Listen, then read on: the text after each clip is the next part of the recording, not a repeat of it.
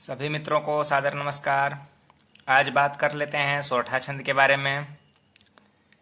मित्रों, यदि एक रोचक बात इसके बारे में कही जाए तो आपने by one get one plan वाली चीज़ें तो खरीदी ही होंगी, एक के साथ दूसरा फ्री। या फिर आपने वैसी टी शर्ट्स जैकेट्स भी खरीदी होंगी जिनको आप दोनों तरफ से पहन सकते हैं। जैसे मेरा ये वाइट बोर्ड भी जो है, इस साइड वाइट है और पिछले साइड इसका ग्रीन सरफेस दिया हुआ है, तो उधर चौक से लिखा जा सकता है। मैं यहाँ ये सब उदाहरण इसलिए दे रहा हूँ क्योंकि दोहा और सोरठा दोनों इसी तरह के छंद हैं।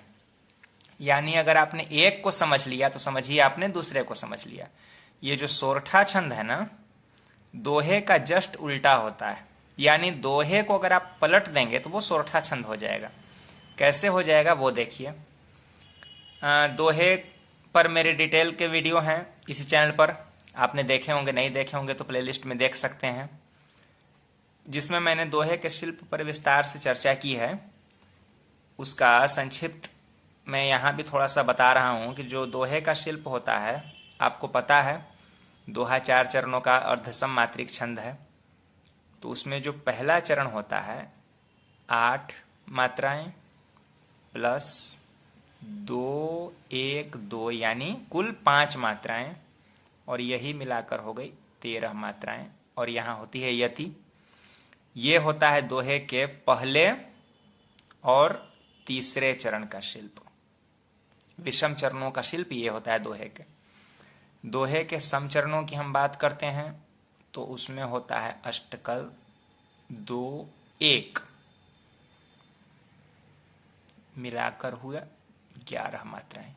ये हो गया आपका दोहे का चौथा चरण का दोहे के दूसरे चरण का शिल्प और दोहे के चौथे चरण का शिल्प। तो यही शिल्प दोहे का होता है। ये 2 गुरु होना चाहिए लास्ट में और 1 लघु होना चाहिए, यानी 2 1 से इसका दोहे का अंत होता है। अब इसी को आपने ठीक पलट दिया। ये तो अभी तक मैं दोहे का बता रहा था ना, दोहा। इसी को आप उल्टा कर दीजिए, यानी इस चरण को यहां ले आइए, इस चरण को यहां ले जाइए। आपने लिख दिया अष्टकल प्लस त्रिकल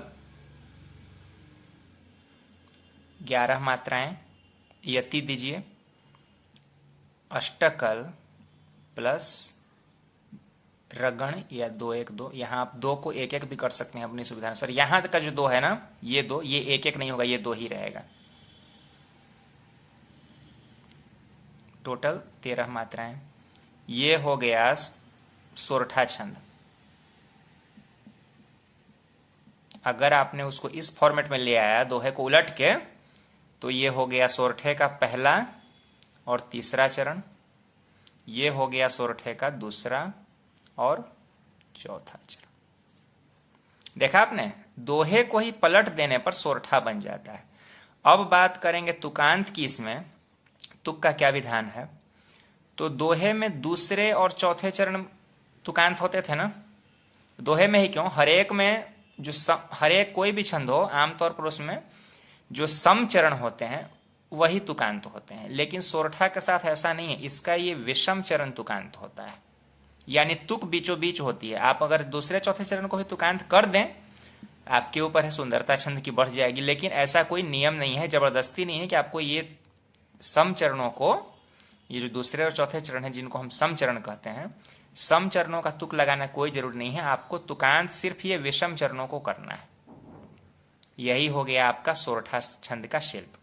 अब एक सोरठा छंद देखिए दोहे को उलटकर, मैं आपको लिखकर दिखलाता हूं जिससे कि आपको समझने में आसानी और भी ज्यादा होगी। ठीक है, यहां देखिए दोहा और सोरठा दोनों छंद आपके सामने हैं। एक ही तरह के भाव और एक ही तरह के शब्दों को मैंने आपको समझाने के लिए इसमें लिखा है, इसलिए कि आपको समझने में आसानी हो। पहले दोहे की बात करते हैं, क्योंकि ज़्यादातर लोग दोहे को पहले से सीख चुके होते हैं या फिर ज़्यादातर उन्होंने दोहे को ही सुना होता है। तो यहाँ पे एक दोहा देख रहे हैं। दुष्ट गरीबी है बहुत घोटालों में तेज, लिए बालपन को गई, दिया बूढ़ापा भेज, दिया बूढ़ापा भेज। कोई भी धुन में गा सकते हैं, जो मेरे दिमाग में आई मैंने गा दी। तो अब इसी दोहे को आप उलट दीजिए, जैसा कि मैंने भी आपको बताया ना कि इसके दोहे के सम चरण को ही सोरठा का विषम चरण बना देना है और दोहे के विषम चरणों को सोरठा का सम चरण बनाना है। ठीक है, दोहे के सम चरण सोरठा के विषम चरण, दोहे के विषम चरण सोरठा के सम चरण। देखिए, घोटालों में तेज को हमने यहां ला दिया और उसका ये जो पहला चरण था उसको यहां लिख दिया। अब दूसरी पंक्ति की बात करते हैं। दिया बुढ़ापा भेज यहां आ गया, लिए बालपन को गई यहां आ गया। तुक कहां हो गई? इसमें तुक सम चरणों में हो रही थी ना, इसमें देखिए तुक विषम चरणों में आ गई। तेज और भेज, तो यहां ये तुकांत हो गए। यहां तुक हो भी, यहां तुक नहीं हुआ है, इससे कोई दिक्कत नहीं है। अगर हो जाता और भी अच्छा था, नहीं हुआ तो भी कोई दिक्कत नहीं है। तो यही होता है आपका सोरठा छंद। इसमें हाँ, एक बात और कि यदि आप दोहा लिखकर उसको उलट रहे हैं तो जरा एक बात ध्यान में रखिएगा सोरठा लिखने के लिए, कि कई बार ऐसी गलती हो जाती है ना कि जो पंक्ति हम दोहे के लिए सोचकर बनाते हैं, दोहा सोचकर बनाते हैं कि उसको उलट के सोरठा लिख देंगे, उसमें कभी कभी सेंटेंस थोड़े अटपटे से लगने लगते हैं, क्योंकि हमने तो इस सीक्वेंस में लिखा था ना। अब आप उसको उल्टेंगे, पलट देंगे, हो सकता है कभी कभी सेंटेंस का जो व्याकरण है वो थोड़ा बिगड़ जाए।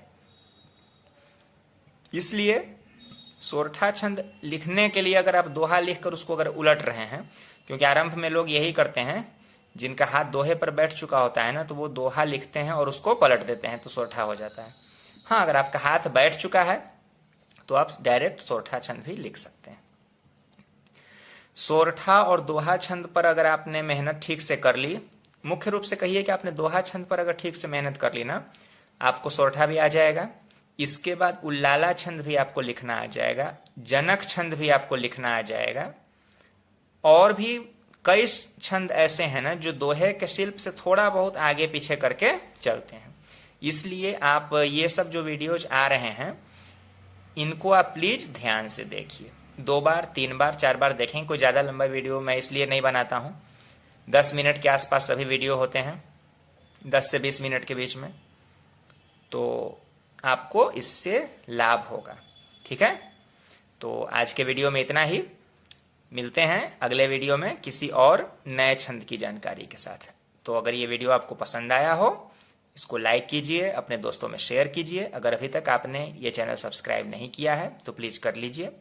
प्लेलिस्ट में आप देखेंगे तो उसमें अभी तक ये चैनल चूँकि भी ज़्यादा पुराना नहीं है, लेकिन मेरा प्रयास यही रह रहा है कि निरंतर इसमें कोई ना कोई नया छंद आपके लिए प्रस्तुत करता रहूं, नए छंद का शिल्प आपके लिए प्रस्तुत करता रहूं। ठीक है, चलिए मिलते हैं अगले वीडियो में, तब तक के लिए धन्यवाद।